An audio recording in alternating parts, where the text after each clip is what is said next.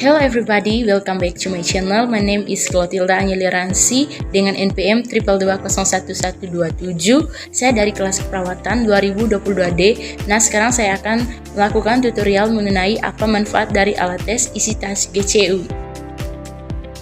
Baik teman-teman, sekarang saya unboxing alat-alatnya dulu. Yang pertama ada lancing device, yang kedua ada blood lancet, yang ketiga ada strip gula darah, yang keempat ada strip kolesterol, yang kelima ada strip asam urat, dan yang keenam ada alat tesnya ya guys.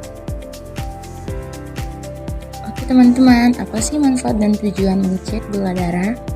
Tes gula darah adalah pemeriksaan untuk mengetahui kadar gula atau glukosa dalam darah. Ada macam-macam tes gula darah dan tujuannya bukan hanya untuk mendiagnosis penyakit diabetes, tapi juga untuk mengevaluasi apakah kadar gula dalam penderita diabetes terkontrol dengan baik.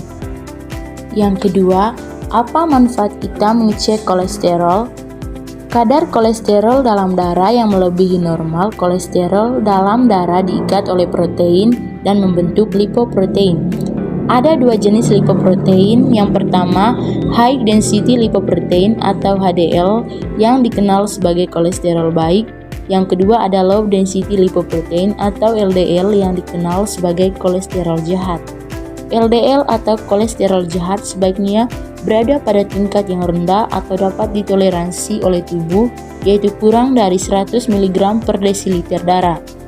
Dalam keadaan normal, kolesterol dibutuhkan oleh tubuh supaya dapat berfungsi secara normal. Tetapi kadar kolesterol jahat atau LDL dalam tubuh akan meningkatkan risiko terkena serangan jantung mendadak, stroke, dan masalah kesehatan lainnya. Yang ketiga, apa manfaat mengecek asam urat? Manfaat kita mengecek asam urat yaitu supaya kadar asam urat dalam darah tetap terjaga atau tidak melebihi batas normal. Asam urat adalah salah satu jenis radang sendi karena tingginya kadar asam urat di dalam darah.